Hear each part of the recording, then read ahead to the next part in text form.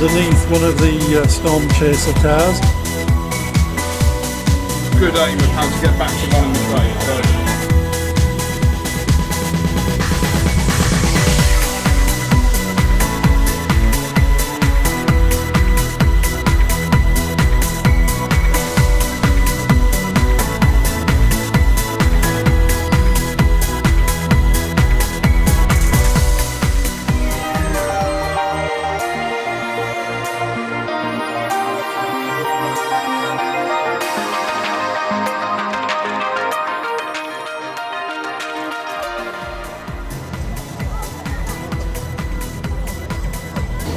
Welcome to Storm Chaser.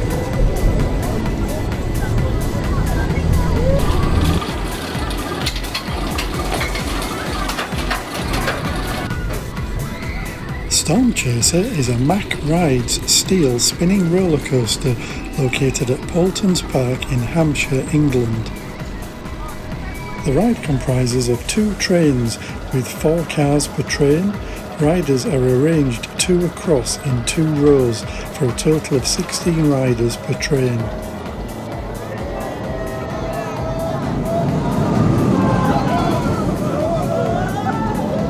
It reaches a top speed of around 60 kilometers an hour and has a total length of 459 meters.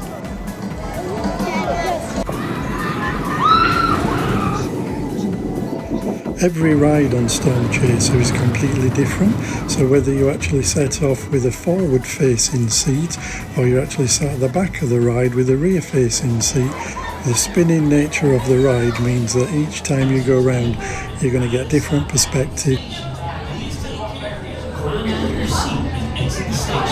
So we're now going on the Storm Chaser behind the scenes tour, so let's see what we've got to show us.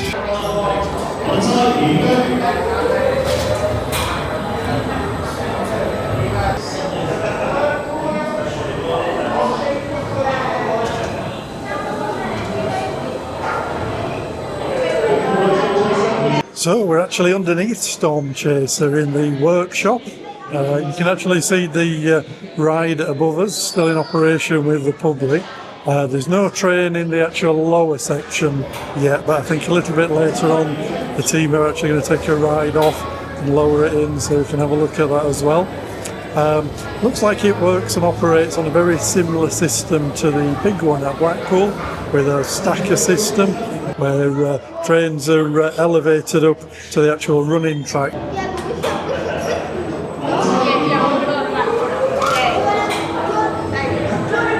Yeah, nice to see you again. Yeah, and you, how you doing? Yeah.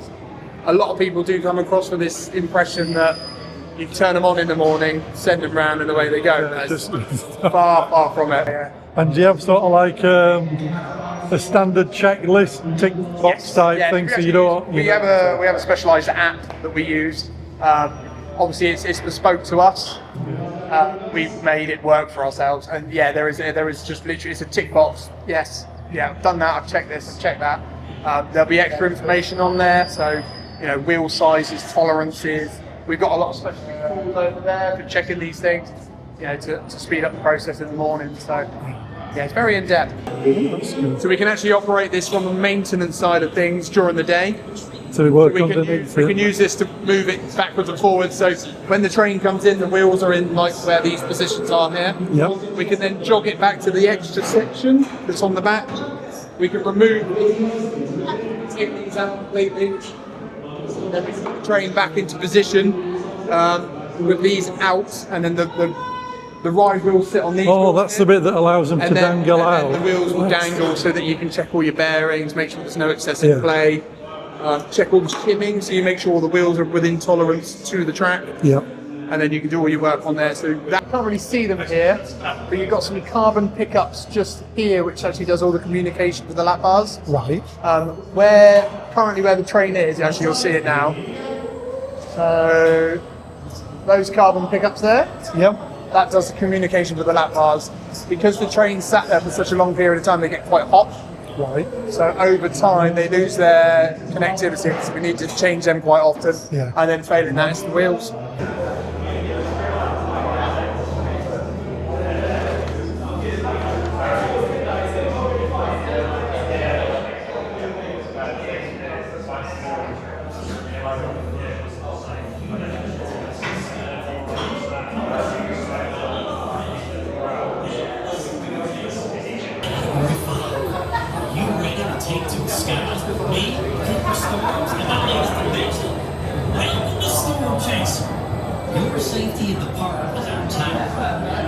bit fully automated then? Is it more supervision? It tells you, gives you a good aim of how to get back to running the train. So at the moment it's saying push lock safety bars. So obviously normally while the people are getting on, we lock them, check the bars are secure, and then it's ready to dispatch. When we turn it on in the mornings, it guides us through what it wants to see, whether it wants to see certain buttons pressed. It always likes to see that the e-stops work. So we know we have to turn the e-stops off, it checks that they can't, it won't then let it do anything. Yeah. Turn it back on.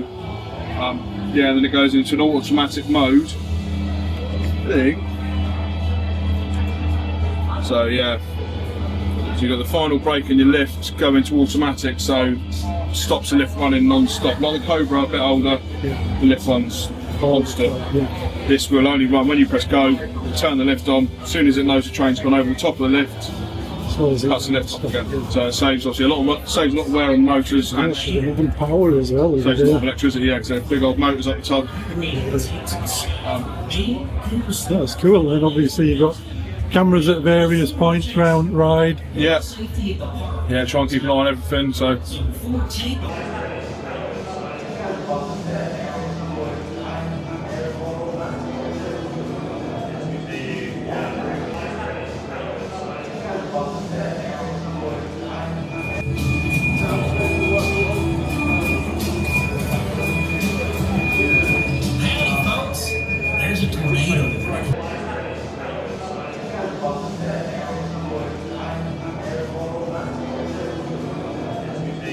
So in terms of ride preparation, when they're actually running two trains, the ride engineers were saying that effectively it takes about 4 hours to actually prep the ride before it opens to the public.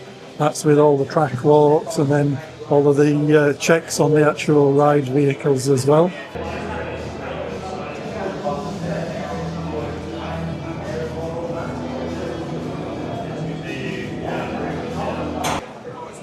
So when you actually look closely at the wheel assemblies, you can actually see these marker lines. Once these are all being torqued up and set to the correct tightness, the engineers add this on so that you can actually visually see if there's any bolt or nut that's loosened or anything. So it gives them a very quick indication of if anything needs doing.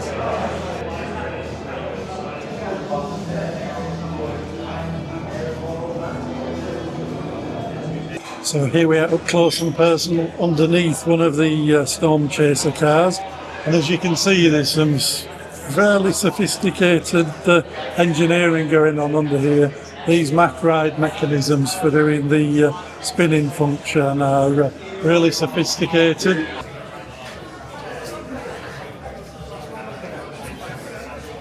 So what we were looking at earlier with the engineer, whereby if these particular brackets, that are classed them as, if they're removed prior to the train actually being brought into this section of track, that whole wheel assembly is then loose because this is a narrower diameter than this. So effectively they've got the ability then to work on the actual wheel assemblies and pull those out.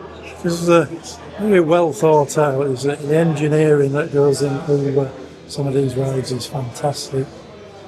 But that's quite different to what we saw on Icon. I have another video on behind the scenes of Icon. When the trains come off the transfer track into the workshop, the actual wheel assemblies don't actually sit on track like this. They effectively, the underneath of the train sits almost on like a skirt or a ledge, and the wheel assemblies hang loose. But in this particular instance, you can see how with that piece removed, that wheel assembly becomes loose, and you can then get to work at it. Electrical pickups, they're actually used. The engineer was saying earlier on today, you'll remember that in the station, the carbon version of these are the things that tend to wear the most when they're warm through ride operation on hot days. There's a very sophisticated, very well engineered MACK mechanism that's actually used to control the rotation of the vehicles. They actually do lock at certain times, and certainly in the station. And to actually move that, you can imagine the engineering and the bearings on these to be able to deal with the forces and pressures on the ride. But that glides so smoothly, it's almost like it's on a cushion of air. I believe these are actually used if they actually need to do an evac of the ride when it's out on the track. I think they actually apply compressed air to these, and that allows the seat restraints to be unlocked.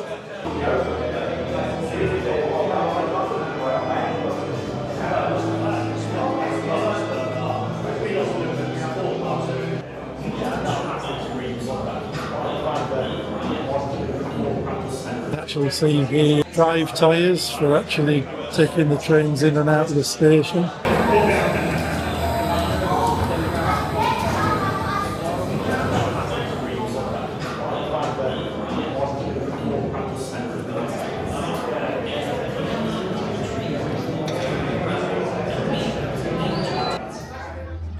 And now we've had a good look around the workshop, it's time for a ride on Storm Chaser. Welcome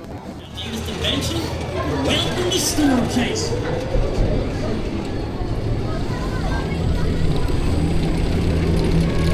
Well, first ride on Storm Chaser. This one looks to be, I'd say, one of the most thrilling ones in the park.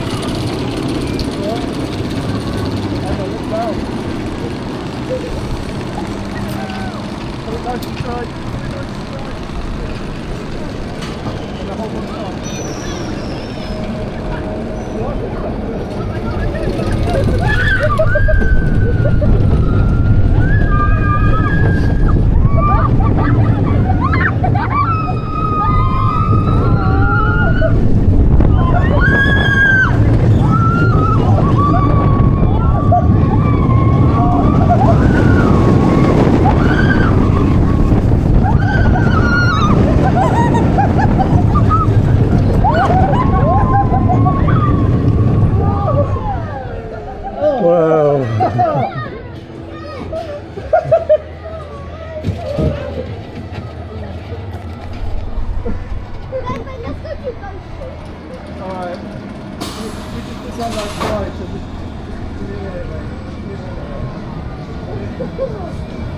Welcome back, guys. Please exit far side, don't forget any of your loose items, and have a good day.